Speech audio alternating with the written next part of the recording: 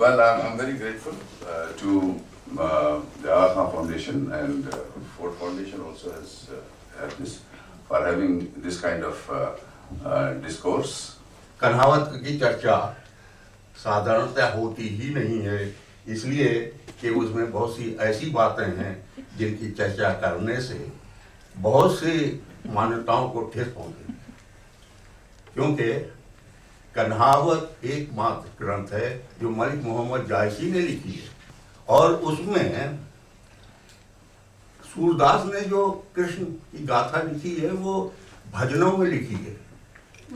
जो अष्टयाम सेवा होती थी उसमें हर याम के ऊपर एक भजन तो उनको सुनाना ही पड़ता था, तो वो टुकड़ा टुकड़ा है और 8 वर्ष के आगे बढ़ी भी नहीं है। तो यहाँ पर जन्म से लेकर के कृष्ण के मरण तक की कथा इस कन्हावत में लिखी गई है। आप देखते हैं कि किस तरह से इन नजारियों का प्रभाव कबीर पर भी है, महामती प्राणनाथ पर भी है, कि इतनी दूर तक ये भाव डालते रहते हैं। तो ये भाव के वही महादेव हैं, वही ब्रह्मा हैं, वही विष्णु हैं। आप देखिए कबीरदास के यहाँ वही महादेव, वही मोहम्मद, ब्रह्मा, आदम कहिए, अल्लाह, राम, करीम, केशव, हरि, हजरत नाम धराया। अब ये किसी ने पकड़ के सिखाया नहीं था, ये परिस्थितियों ने बनाया। यहाँ पर पहले तो वो लोग आए जो चंगेज खान ये भगाए हुए थे, सताए हुए थे, वो अपने साथ चरखा, आतिशबाजी और बहुत सी ऐसी टेक्नोलॉजी लेके आए जो यहाँ नहीं थी, इसलिए उनका वेलकम किया गया, कोई विरोध नहीं हुआ। उनकी मांग भी ज्यादा नहीं थी, कोई नमाज पढ़ने के लिए मस्जिद दे दो और दफन होने के लिए थोड़ी जमीन दे दो। लेकिन जब ये आए आक्रमण करके, तब से स्थिति बदलने लगी। घोड़े की नाल बांधने वाले, चारजामा सीने वाले, जीन सीने वाले, नाल लगाने वाले, मालिश करने वाले, ये सब नहीं हो सकते थे। ये सब कहाँ जाएंगे? ये सब जाएंगे उसी बाजार में।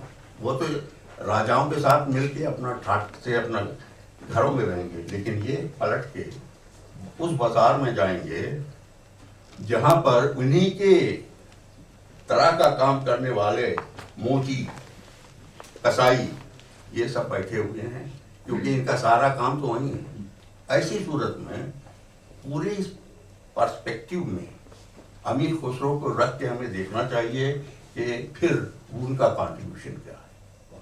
वो दरबारी थे। एक प्रश्न उठता है कि क्या उन्होंने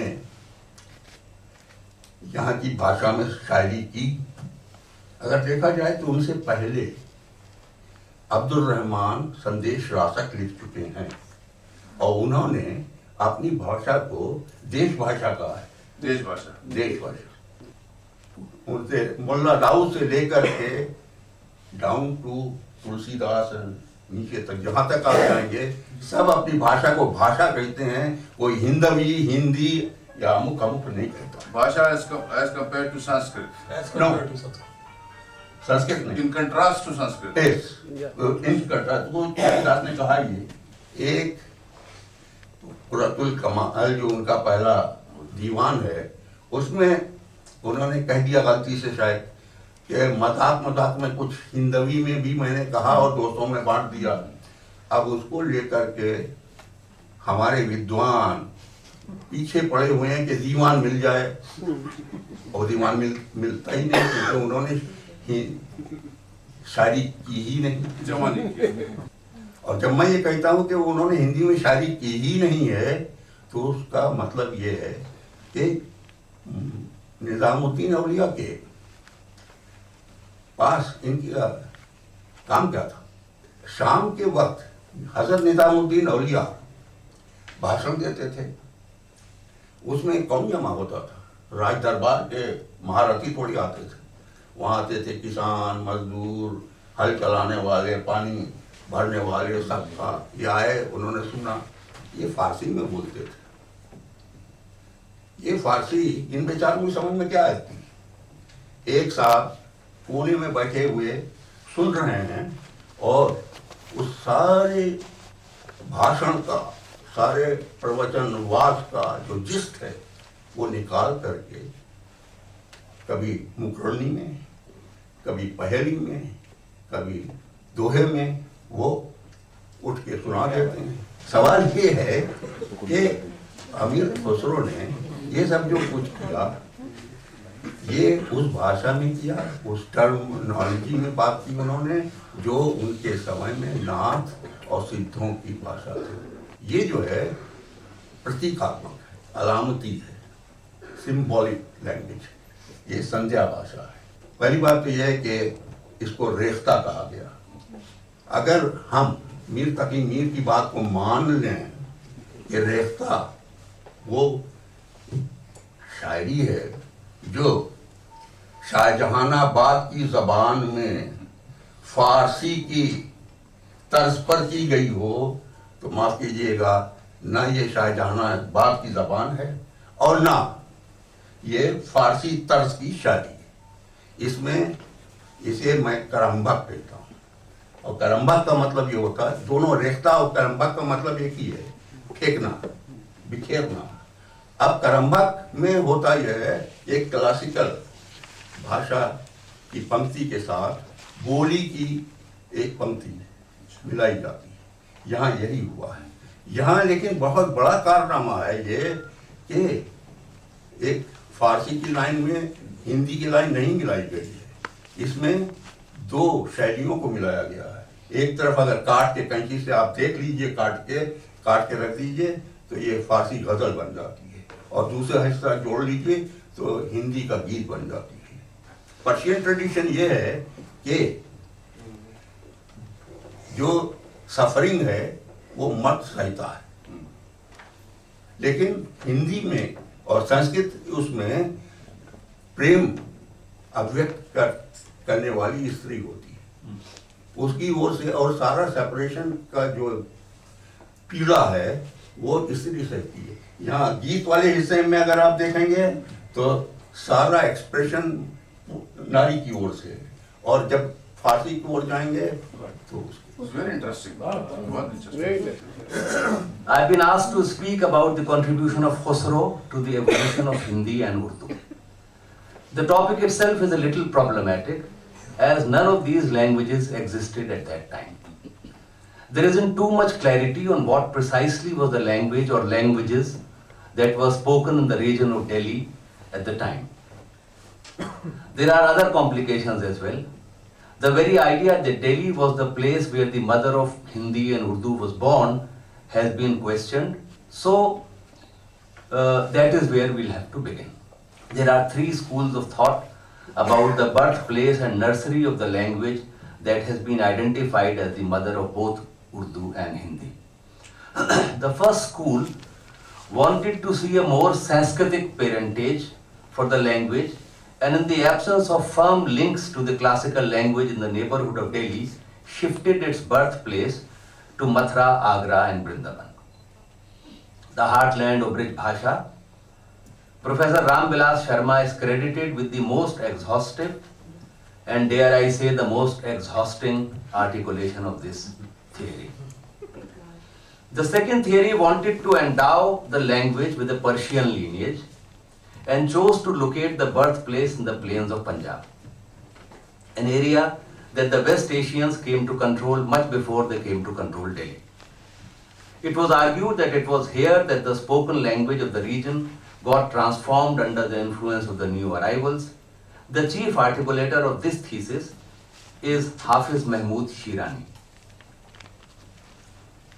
The third school of thought argues that between the 6th and the 10th centuries, 10th and 11th centuries, an Apabhransh called Shurseni held sway over large parts of North India. This Apabhransh is seen as the mother of Gujarati, Mewadi, Marwadi, Hadauti, Punjabi, Haryanvi, Khadi Boli, Braj, Awadhi, Bhojpuri, Maithili, Bangla and many others. The region of Khadi Boli, roughly coterminous with Delhi, had the region of Braj to its east and southeast and the region of Haryanvi to its west and southwest.